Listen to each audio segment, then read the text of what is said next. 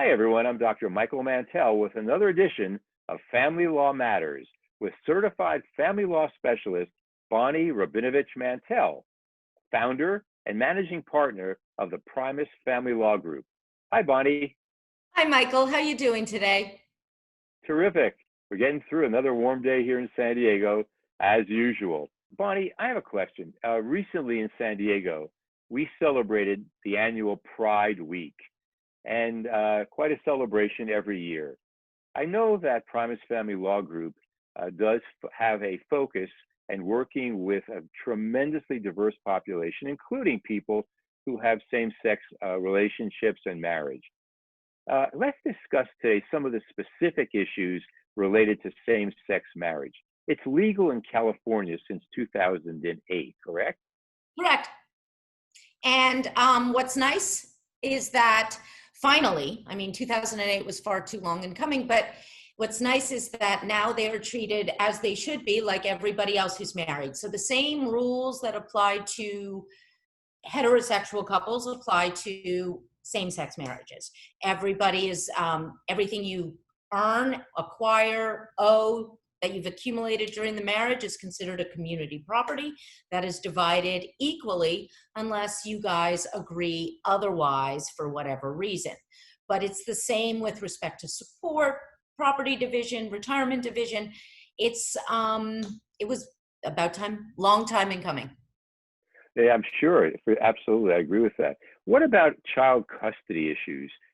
What bearing does same-sex marriage have on child custody issues regarding surrogacy and those sorts of things? Is there any difference that we see there? Well, there is, unfortunately, there can be some differences. If you're married, the children are treated as part of the marital unit, so that is very helpful. If you've adopted the children versus had one of your partners actually have the child, adoptive parents are treated exactly the same as biological parents. If you are not married, that's where sometimes the problems come in, because where you've got a paternity case where you have a biological father and a biological mother, there's no issue. But unfortunately, when it's the same-sex relationship, if let's say it's two women and one has the child, one is the biological mother, that can pose problems for the non-biological mother. And that can create issues where court would have to get involved and assert rights on behalf of the parent. In our work, we come at these issues obviously very differently. You from the legal issue, me from the emotional well-being issue. A real life situation. A couple are married, they have several children. The gentleman in the marriage comes to acknowledge that he is gay, and he wants out of the marriage, and he's ready to live a new life. He falls in love with a man, he marries, and they have two children through surrogacy. Now, is there any difference in child custody, child support regarding these children because it's a same-sex marriage, or No, absolutely treated the same? absolutely treated the same. And there's no issue with respect to his former children as well, like the custody and visitation issues that result because he happens to have realized he was gay. The court focuses on the same things always, the best interests of the children. So if the best interests of the children are to share those children equally between mom, who happens to be heterosexual, and dad, who happens to be gay, that's what's going to be. That's where the way the system is made to work, is that it's the best interests of the children. I know that you do everything you possibly can, your whole team does, to make sure that people get through this process positively and efficiently. How does Primus Family Law, how does Bonnie Rabinovich Mantell handle it when in this case, the previous spouse, the wife, is talking negatively to the biological children about the father in very offensive ways about becoming gay and so forth and so on?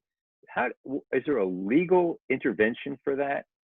Usually every custodial order has an order that precludes parents from talking negatively to the children or within earshot of the children about the other parent, regardless of what the issue is.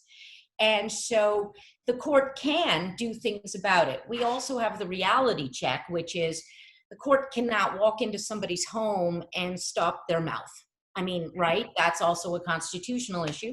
And unfortunately, people are not perfect and make mistakes and damage their children and, you know, in all sorts of ways that we don't intend to do, or they don't realize they're on the phone venting to friend A and the child happens to walk by the room.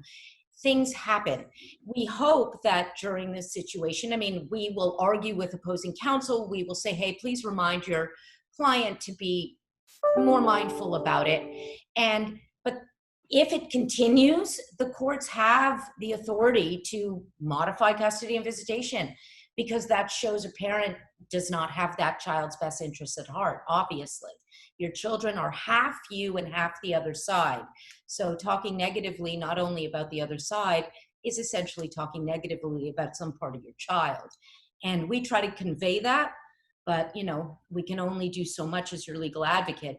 We'd have to bring that to court. And if it's pretty, pervasive, then the court will take that under consideration. Primus Family Law Group is a very family-focused team. The office feels like a family. You treat each client as if it's a member of family with a very personalized approach. Can you talk about the culture that you have that allows that to happen? Our clients are our clients. It's the community. It's whoever needs our help. It's whoever wants our help. We're here for everybody, every situation.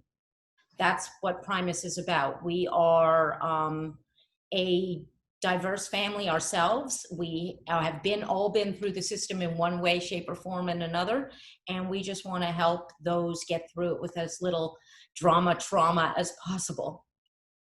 And on that high note, if people want to be in touch with Primus Family Law Group, how can they do that? You can reach us at 619-574-8000, or you can reach us online at www.primusfamilylaw.com. And if people want to spend some time talking with you or a member of your team, how do they go about arranging that consultation?